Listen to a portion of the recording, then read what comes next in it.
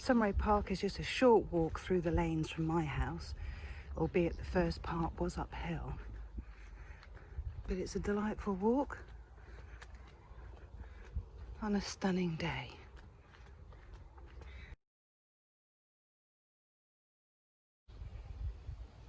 This is the gorgeous park which would have previously been the estate of originally Ralph de Saumarez. He was granted this fief way back in the 14th century. Although in all fairness, it eventually sold to a William Le Marchant, and it spent a lot longer in the Le Marchant family than it did in the de Saumarez. However, one clever de Saumarez married a Le Marchant, and it all came straight back in again.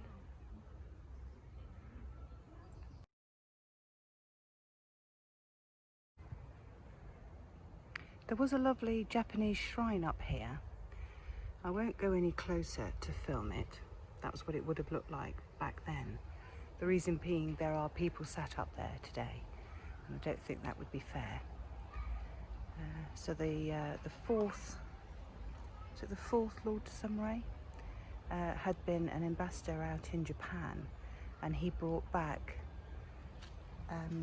buildings that were due to be auctioned off.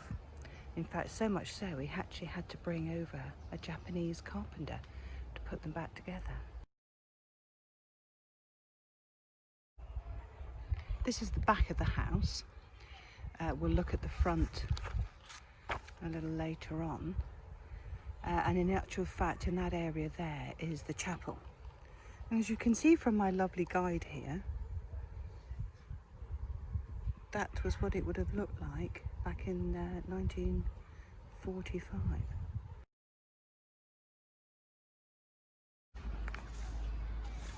I couldn't do much filming outside the cafe because there were a lot of children around, and that wouldn't have been appropriate.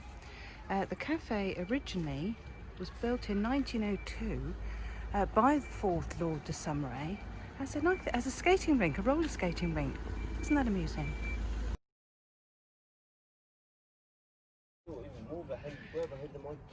So these buildings are now part of the National Trust and the Guernsey Folk Museum. They were originally, though, the stables and the coach house and the head gardener's property. So I'm going to go in today because I want to see the costume exhibition, and in particular, Olivia de Havilland recently passed away, and of course she's of Guernsey heritage, and they have some of her outfits.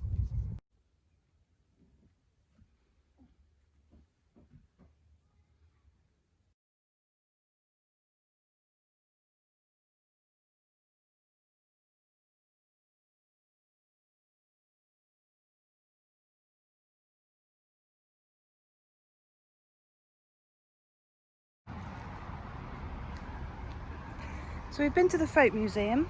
That was just lovely, quite delightful. Now the entrance to the Victorian Gardens slightly altered, so we have to go through this way. There we go. It's just lovely. There's obviously some new building work going on there, but the garden itself, whether it be flowers or vegetables, and they sell produce as well. Fabulous.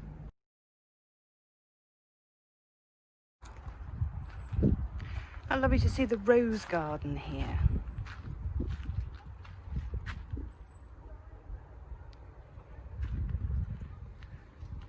And in addition, if I can get down these steps without falling over,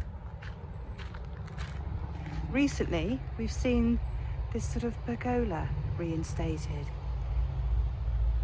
and dogs at the stone dogs here, although they do resemble seals somewhat, they are dogs. And here's the actual Saumarez Manor, originally built in the early part of the 18th century, 1721, 1722, by William and Mary Le Marchant. As I said before, it was actually mostly Le Marchants here, and then the Saumarez married back into the family. Over here we have a children's play area. You can't see the full extent of it from here, but that's been restored and renovated and maintained very well over the years. Now, in actual fact, in 1945, this was used for returning islanders who were homeless. Although nowadays what you'll find, it's actually a home for elderly residents. So it is a nursing home. So this isn't anymore the main entrance of the park. It's one of the many entrances and exits. But you can see here on these gates that we have the family crest for the Marchant family.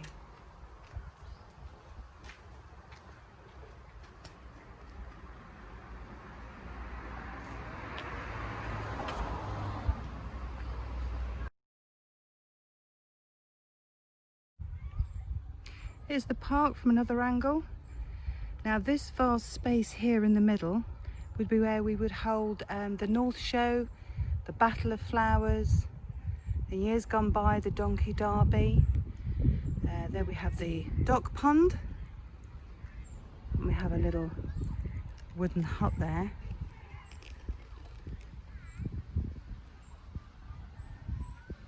This little pathway around the whole park has seen many a young person learning to ride their bike, I suspect. So the Japanese walk refers to the fact that Mr. Matt, the Japanese carpenter, also built a 2-story summer house back here. Unfortunately, nothing remains anymore. Now, the estate would have gone all the way down to the coast from here, whereas at the moment, this forms the edge of the estate, and that's a road over there. So yes, a bit of a shame that there's no longer the 2-story Japanese summer house to visit.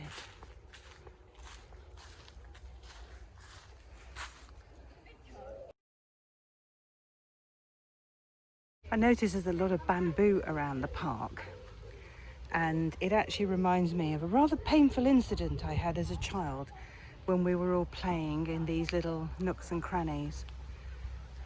And I do believe my cousin Angèle will remember the time one of her brothers hurled a bamboo at me and it stuck in my forehead.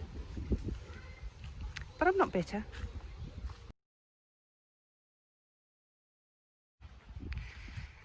So we're the 5th of August 2020.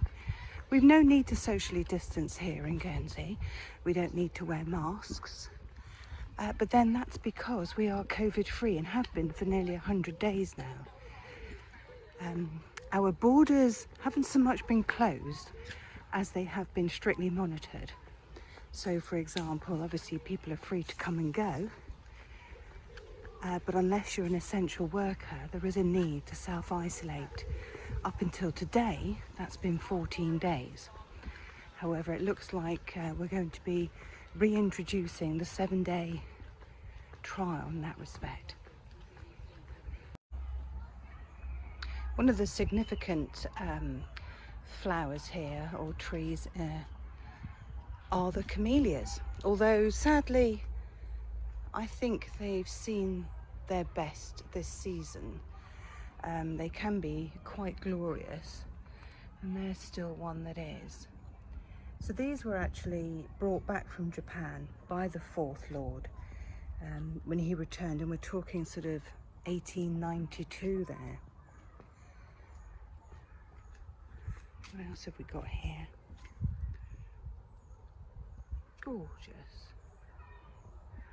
Now, I do believe that our hydrangeas are considered significantly large in comparison to American ones.